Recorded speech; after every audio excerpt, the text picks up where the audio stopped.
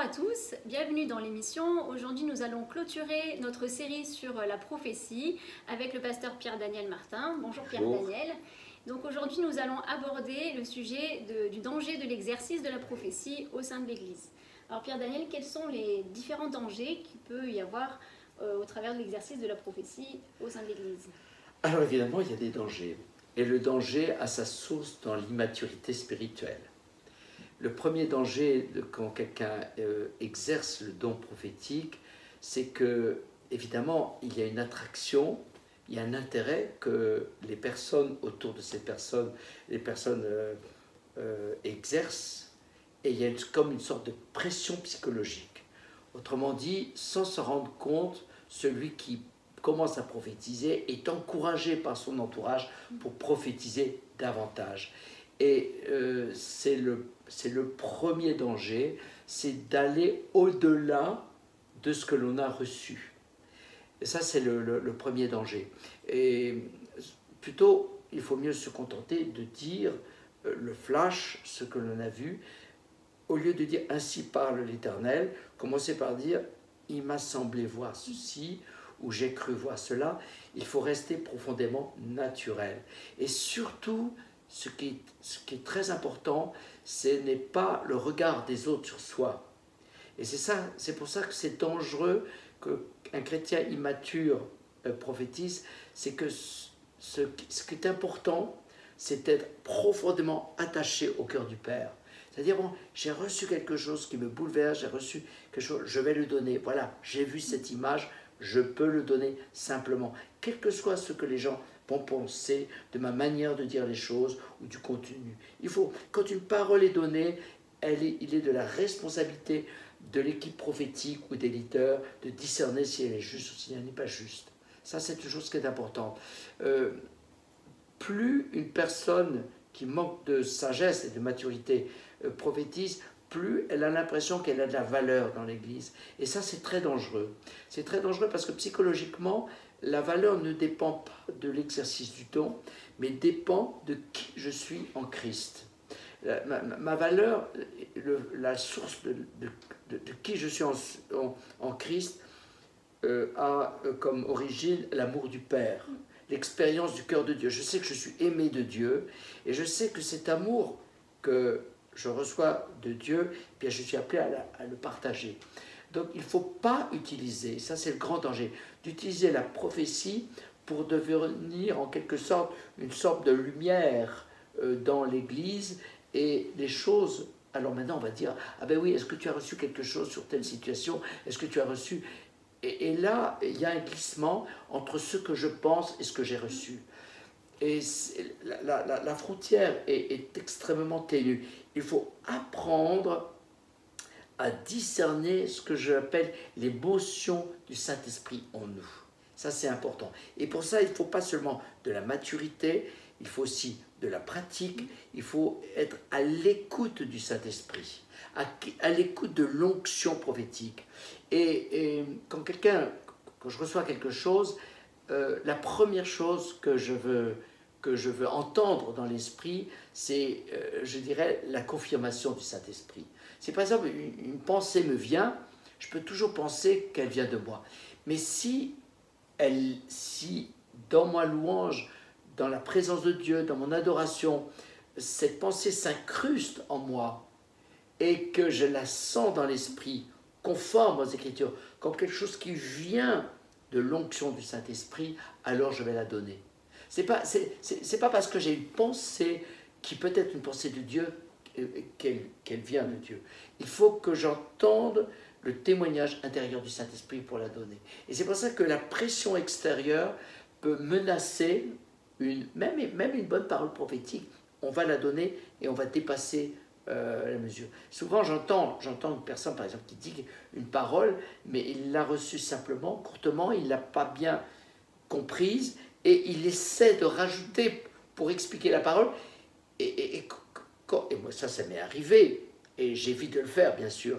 Et bien, à ce moment-là, quand je donne la parole, l'onction du Saint-Esprit s'éloigne. le Saint-Esprit n'est plus là. Alors je comprends que la personne, ou moi-même, si je prophétise, c'est moi, ou la personne qui prophétise, elle s'embourbe dans des explications rationnelles. Elle n'est pas de Dieu. Donc j'ai envie de dire qu'on peut tous prophétiser, mais soyons simples, apprenons à sonder le mouvement du Saint-Esprit en nous. Et la prophétie, elle a trois dimensions. La parole révélée, elle a trois dimensions. Elle a la dimension de l'intuition, une dimension intuitive, je reçois quelque chose. Elle a la dimension de la conceptualisation, c'est-à-dire, je reçois, mais je commence à avoir une queue et une tête, quoi. Je commence à avoir une cohérence intérieure. Je suis encore dans l'intuition, mais je vois. Et puis la troisième dimension, c'est la dimension de la verbalisation. Et évidemment, ces trois dimensions se passent très très vite. Je ne vais pas réfléchir à quel étage je suis, je le donne. Et c'est pour ça que avant de donner une parole, je reste toujours quelques secondes, voire même quelques minutes, pour en quelque sorte, pour sonder cette parole au fond de moi-même. Et pour m'assurer que le cadre dans lequel je vais donner est juste. Par exemple, une personne qui donne une parole prophétique avec trop d'émotivité, moi je ne la reçois pas. Je trouve que l'émotion va être... Une personne qui donne la parole avec une certaine forme d'irritation, où on sent qu'il y a un jugement, moi je ne la reçois pas. Donc, ce qui est au cœur de la parole qui est donnée, c'est la paix de Dieu, c'est la paix de Jésus.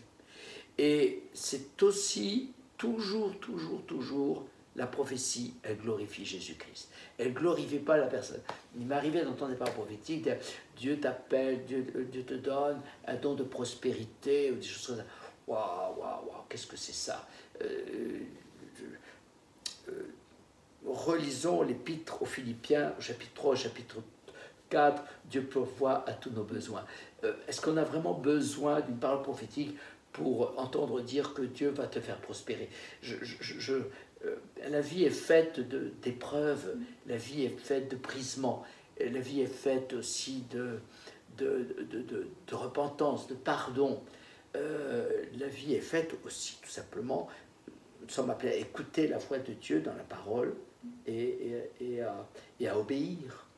Donc la prophétie, l'exercice de la prophétie ne doit jamais être mon identité.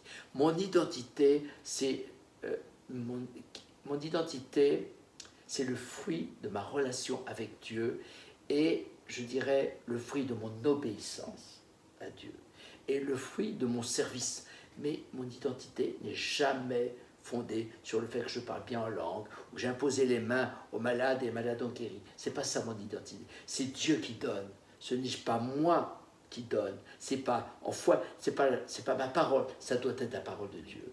Donc mon identité, c'est là le danger identitaire, c'est que Satan voudra toujours nous faire chuter avec la prophétie. C'est pour ça que la pression de ceux qui veulent que vous prophétisiez, parfois il m'est arrivé d'être dans une église et de ne donner qu'une parole prophétique. Et l'église se prend mal, mais que ce soit ça, ou trois paroles. Je me souviens, une fois c'était trois paroles. Et c'était trois jeunes gens dans l'assemblée pour qui j'ai prophétisé. Et c'était aux États-Unis, je m'en souviens, c'était en Texas, et je me souviens que j'avais donné à chacun des trois paroles pratiquement la même, enfin, à des nuances près, c'était quasiment la même parole. Mais je ne connaissais pas cette église, ça faisait à peine 3/4 d'heure, 1 heure que je suis rentré dans cette église, je ne connaissais pas les personnes, mais au bout de ces trois paroles, à la fin de la réunion, j'ai dit non, c'est fini. J'ai ouvert la Bible, j'ai lu un texte de la parole de Dieu, j'ai dit non, j'ai rien d'autre à ajouter. Mais ces trois paroles ont complètement bouleversé l'Église. Je ne savais pas que c'était les trois fils du pasteur, que le pasteur, quelques heures avant, avait rassemblé ses trois fils pour leur annoncer qu'il allait à l'un d'entre eux leur transmettre la responsabilité de l'Assemblée. Et à cause de ces trois paroles, l'Église a pris une direction pour obéir à Dieu, et cela a évité d'ailleurs un conflit. Donc quelquefois, ce n'est pas le flot de la prophétie qui compte, c'est simplement rester dans l'obéissance. L'obéissance à la parole, on est d'accord. Mais là, l'obéissance, bon, tu ne vas donner que un tel, un tel, un tel. J'ai donné ces 3 paroles, ça m'avait beaucoup marqué, mais j'entendais clairement le Seigneur me dire, tu n'en donneras pas une parole de plus. Tu dois D'ailleurs, je ne recevais rien d'autre. Je ne pouvais pas donner, je ne recevais rien d'autre. Ne pas aller au-delà. Oui, ne pas essayer de forcer la parole prophétique. Ne jamais essayer de forcer. Parfois, des personnes m'ont claqué la porte au nez, parce que, ou d'autres ont dû me dire, mais moi j'ai assisté à beaucoup de vos séminaires, vous n'avez jamais prophétisé pour moi. Et je réponds, écoutez, laissez-moi prier pour vous. Je peux toujours prier, bénir la personne. C'est pour ça que la prophétie, c'est toujours d'abord un acte de bénédiction. Et puis, c'est clairement dans la parole, dans Corinthiens 14, la prophétie est là dans l'assemblée. Le rôle de la prophétie, c'est de consoler, d'exhorter, et de consoler, d'exhorter, et donc d'édifier le peuple de Dieu. Mais, globalement dans les Écritures, la prophétie a aussi d'autres fonctions. Quand on lit, par exemple, ce que dit Ézéchiel, ce que dit Jean, la prophétie va au-delà de ça. Restons dans l'exercice de la prophétie dans l'Église, restons sur ces 3 fonctions. Bon, maintenant, des ministères prophétiques peuvent venir, peuvent donner un enseignement prophétique qui n'est pas lié au rôle d'exhorter, consoler et édifier le peuple de Dieu, mais qui est un enseignement prophétique lié à la saison prophétique dans laquelle nous vivons, lié au retour de Jésus. Et là, à ce moment-là, la prophétie a une autre fonction, et on invite un ministère prophétique qui doit préparer l'Église à entrer dans des temps difficiles, qui doit entrer dans des temps de réveil, qui doit entrer dans des temps où nous sommes appelés tous à hâter la venue du Seigneur, selon la parole de Dieu dans 2 Thessaloniciens, chapitre 2. Donc ça, c'est le premier danger qu'on pourrait dire identitaire. Oui. Après, il y a l'aspect psychologique. Tu parlais de l'aspect psychologique, oui. Aussi de comment on peut le recevoir dans nos émotions, la sensibilité peut-être de certaines personnes. Alors là, je parlais de ceux qui donnent, qui prophétisent. Pour les personnes qui reçoivent la parole prophétique, c'est ce que je disais tout à l'heure sur 1 Corinthiens 14, 32, l'esprit des prophètes est soumis aux prophètes. Je ne reviens pas là-dessus. Mais pour quelqu'un qui entend une parole là, comme ça, dans l'immédiat, il y a le témoignage intérieur du Saint-Esprit. C'est-à-dire, si j'entends une parole, et si elle est de Dieu, normalement, le Saint-Esprit qui est en moi va m'amener, je dirais, je vais ressentir l'onction prophétique en moi. Si j'entends une parole prophétique qui m'est adressée, je vais sentir, je vais être sensible à l'onction du prophétique en moi. Il y a quelque chose qui va... L'atmosphère autour de moi aussi, on sent le Saint-Esprit témoigne de sa présence. Ça, c'est important. Le deuxième chose, c'est que souvent aussi, quand j'entends une parole prophétique, il est arrivé que la parole prophétique me fasse pleurer, par exemple. Parce que la parole prophétique m'amène une consolation, une guérison. La parole prophétique, c'est vraiment Jésus qui veut guérir mon cœur. La parole est toujours créatrice. La parole bâtit. La parole est importante. C'est pour ça que c'est tellement important qu'elle soit une parole de bénédiction. Voilà, on peut rajouter d'autres choses. Le danger global, c'est l'orgueil, évidemment. C'est l'orgueil. Donc, je dirais que celui qui est amené à prophétiser, à exceller dans la prophétie, doit accepter la correction du Seigneur. Je crois que plus quelqu'un prophétise, plus il est appelé à passer par l'humiliation et le brisement. Je dirais que la plus grande leçon que j'ai reçue dans le ministère prophétique, je dirais, elle vient de mes adversaires. Non pas parce que ce qu'ils disaient était juste, mais parce qu'au moins, ils m'ont fait passer par un chemin où mon ego en a pris un coup. Et même si ce n'était pas juste, j'ai appris à ne pas broncher.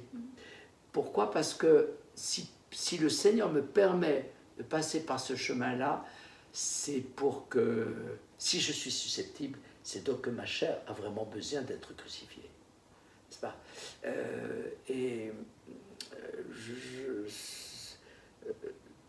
Moi, j'aime beaucoup cette parole de Paul, qui a été un des premiers versets que j'ai gravé dans mon cœur. Ce n'est pas moi qui vis, c'est Christ qui vit en moi. Cette parole, depuis l'âge de 15 ans, elle me poursuit toujours. Maintenant, dans la réalité, c'est autre chose. Laisser mourir son ego, c'est un combat de tous les jours, n'est-ce pas? Et c'est pour ça que, au fond, c'est ça l'apprentissage, c'est que plus, je dirais, on grandit dans l'exercice du don prophétique, plus on apprend à pardonner, plus on apprend aussi à se pardonner, plus on apprend un chemin où, je dirais, j'apprends à prendre un recul sur moi-même. C'est pour ça que j'aime tellement l'humour. Je crois que c'est très important. Ce qui est, pour moi, une des caractéristiques du mystère prophétique, c'est l'humour. Il y a des moments vraiment intenses, des moments où je peux avoir des larmes et dire les choses avec difficulté, mais dans le quotidien, j'aime rire. Parce que le rire m'apprend à prendre une distance vis-à-vis de moi-même. Et une autre chose que j'ai appris, c'est que c'est l'amour du corps du Christ. Pour moi, il n'y a pas des bonnes et des mauvaises assemblées. Il y a des gens qui cherchent Dieu. Et celui qui cherche de tout son cœur, il trouve. Alors soit on est enfermé dans ses peurs, ça c'est vrai, et on n'a pas compris que marcher avec Christ, c'est une démarche de mort à soi-même, pour laisser la vie du ressuscité se manifester en nous.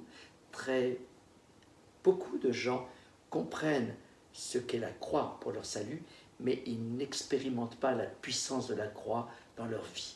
Et c'est pour ça qu'ils restent dans leur immaturité. Marcher par l'esprit, c'est un chemin de renoncement. C'est un chemin de renoncement. Mais c'est aussi un chemin de jalissement de la vie, de l'esprit, de la vie de ressuscité. Et c'est pour ça que ce n'est pas prophétiser en soi qui est mon but. Mon but, c'est de comprendre qu'au travers de la prophétie, j'essaie d'atteindre le cœur du Père. L'essentiel de la prophétie, c'est pas de la prophétie, c'est l'intimité avec Dieu. C'est essentiel. Est-ce qu'il y a un moment pour donner une parole prophétique? Est-ce qu'il y a certaines paroles prophétiques qui ne doivent peut-être pas être données au moment où on les reçoit? Est-ce qu'il y a, par rapport au timing, si on pourrait dire, de la parole? Globalement, toute parole prophétique est appelée à être donnée. Okay. Maintenant, j'étais pasteur 20 ans, et je sais qu'une parole prophétique peut casser et faire beaucoup de dégâts dans une église, même si elle est juste. Donc ce qui est important, c'est qu'il y a certaines paroles, parce que je rentre dans une église, je vois qu'il y a une crise, et parfois Dieu permet les crises pour que l'église s'humilie et reparte. Mais c'est une grande responsabilité que de donner une parole qui peut être mal interprétée. Donc, avant de la donner, j'aime être avec l'équipe pastorale et dire voilà, j'ai reçu ça et je trouve que c'est quelque chose de sérieux. Par exemple, une fois, j'ai reçu que quelqu'un mourrait dans l'église. Ben, je ne vais pas. Mais que la vie, qu'elle reviendrait en vie. Wow, j'ai tout de suite pensé que l'église n'était pas assez mûre pour entendre cette parole, pour l'assumer. J'ai préféré la partager avec le pasteur. Et c'est ce qui s'est passé. Le pasteur estimait juste de ne pas la donner. Moi, à mon avis, j'aurais rassemblé les anciens, je leur ai donné. Mais ça s'est passé. Après, le pasteur a dit, le prophète me l'avait dit. Mais ça n'a pas le même effet. Donc, globalement, elle s'est appelée à donner. Bon, il y a des prophètes qui donnent toutes les paroles. Globalement, on doit la donner. Maintenant, on va la donner, on va la partager avec des personnes qui vont gérer la suite. Le prophète, il arrive, il donne les paroles et il s'en va. Mais qui va gérer les paroles? C'est l'équipe pastorale. Donc, je suis conscient de ça. Pour avoir été 20 ans pasteur, on me le reproche. On me dit, mais tu pourrais. Je dis non, parce que l'équipe pastorale, elle gère ça. Donc c'est à l'équipe pastorale d'entendre la parole. Mais globalement, parce que la parole prophétique dans l'Église, elle est là pour édifier, pour exhorter, pour consoler le peuple de Dieu, il faut la donner. Par contre, est-ce qu'on doit la donner directement, tout de suite? Je crois qu'il est sage d'aller vers une personne qui peut, quand on n'est pas connu, on ne va jamais la donner comme ça, on doit la soumettre à quelqu'un, surtout dans les grandes assemblées. Encore une petite assemblée, si on a un petit groupe, on va le partager entre nous, ça va quand on est 10, 15, 20. Mais quand on est 80, 100, 200, 400 plus, il faut voilà, j'ai reçu une parole et faire confiance à l'un des leaders qui dit, bon écoutez, oui, alors vous allez la donner à tel moment après la louange, plutôt que de couper le moment d'adoration ou de couper la prédication. Évidemment, il y a, la parole de Dieu le dit dans 1 Corinthiens 14, Dieu est un Dieu d'ordre. Voilà. Il faut de la sagesse pour... il faut de la sagesse. Le bon moment. Et je pourrais dire en dernier point, est-ce qu'il y a des sujets à éviter? Parfois, quand j'entends certaines paroles prophétiques, elles ne sont pas fausses, mais elles sont maladroites et dans la manière dont elles sont dites, elles ne glorifient pas Jésus et du coup, elles flattent l'ego. Pourtant, ce sont des prophéties qui sont justes, mais je dirais souvent... je suis dans l'assemblée, j'ai entendu, je ne suis pas intervenu parce que je ne fais pas partie de l'équipe pastorale, j'ai vu comment l'équipe pastorale a géré et souvent après je me retrouve avec l'équipe pastorale et je dis écoutez, voilà le conseil que je vous donne, faites en sorte que toute parole, derrière la parole, c'est Jésus qui est glorifié, c'est pas la personne. Par exemple, j'ai entendu des paroles disant tu es appelé à un puissant mystère prophétique. C'était juste ce que j'ai entendu. Moi-même, je l'ai dit, mais à qui je vais la donner? Je vais donner cette parole à quelqu'un qui est encore dans l'immaturité. En fait, sans me rendre compte, je la mets sous un joug. Parce que si elle en appelle un puissant mystère prophétique, waouh, elle va passer par de terribles brisements pour arriver à être le vase d'honneur qui va. Donc, je mets... psychologiquement, je glorifie la personne. Et spirituellement, je la mets un peu en danger. Je peux la mener à un danger.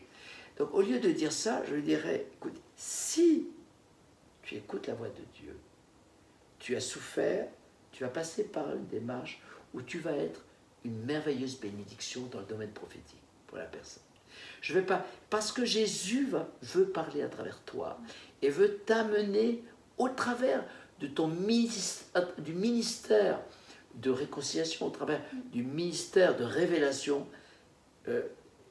C'est-à-dire, je vais donner la parole où c'est Jésus qui va se glorifier dans la personne, plutôt que la personne qui est vue comme un grand ministère.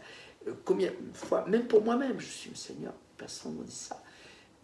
Mais faisons en sorte que lorsque nous prophétisons, lorsque nous donnons une parole, ou alors que après que une personne ait donné une parole prophétique, faisons en sorte de corriger la parole pour l'exprimer de telle sorte que ce soit toujours Jésus qui soit glorifié, et que la personne, elle soit là pour qu'elle apprenne à, je dirais, à croître dans la parole, pas dans la prophétie, hein, et non pas dans la prophétie.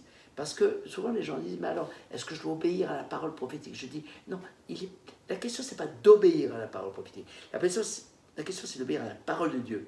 Si la parole prophétique est précise, plus elle sera précise, plus Dieu donnera d'autres paroles prophétiques pour confirmer cette parole.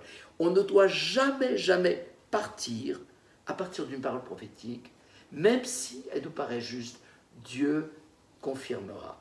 Je trouve ça extrêmement dangereux de partir à partir d'une parole prophétique. Même une deuxième, une troisième, j'attends une confirmation, ou alors vraiment que je reçoive de l'assurance. Parce que la nature humaine est tellement charnelle. Et c'est pour ça que je vois des personnes parfois passé par des moments de graves difficultés, parce qu'elles n'ont pas, c'est pas la parole prophétique qui est au cœur de ma vie, c'est la parole de Dieu. Alors il y a de genres de paroles prophétiques qu'il faut absolument, pour moi ce ne sont pas les paroles. Dieu m'a dit de ne pas fréquenter d'église, par exemple. Je ne vois pas où il est écrit dans la Bible que nous ne sommes pas appelés à fréquenter une assemblée. Contraire à la parole. C'est contraire à la parole. Ça, c'est, encore celle-là, c'est facile à discerner. Mais Dieu m'a dit d'épouser telle personne. Alors là, je suis... Dieu m'a dit que j'aurais... est-ce que vraiment, il y a vraiment beaucoup de gens qui se sont mariés à partir d'une parole prophétique? On peut entendre le Seigneur nous donner la conviction intérieure que c'est la bonne personne. Mais Dieu m'a dit comme ça que c'est j'aime pas ça. Ça sonne tellement faux. Dieu m'a donné des yeux pour regarder, pour analyser, pour discerner, pour réfléchir. Il y a toutes sortes de signes. Est-ce que vraiment nous avons besoin d'entendre Dieu qui me dit c'est la bonne personne? Vous savez, la prophétie, c'est d'abord pour moi le témoignage intérieur du Saint-Esprit. Dieu m'a dit que... combien de fois j'étais mal à l'aise. Je préfère quelqu'un qui dit, voilà, j'ai une conviction, mais je vais le soumettre à la parole, je vais attendre, je vais l'éprouver dans le temps, je vais la partager avec mes frères, on va prier ensemble, plutôt que ces grandes paroles. Vous savez, une chose qui est essentielle, c'est vraiment croire, grandir à la ressemblance de Jésus. Pour moi, c'est l'essentiel. C'est pour ça que plus nous donnons de l'importance à la prophétie, plus je suis sur mes gardes. Plus nous donnons de l'importance à la parole de Dieu, à Jésus, plus la parole conduite par le Saint-Esprit, par l'onction, me paraît très juste. Et à ce moment-là, la parole, elle est là pour nous corriger, pour rectifier le tir.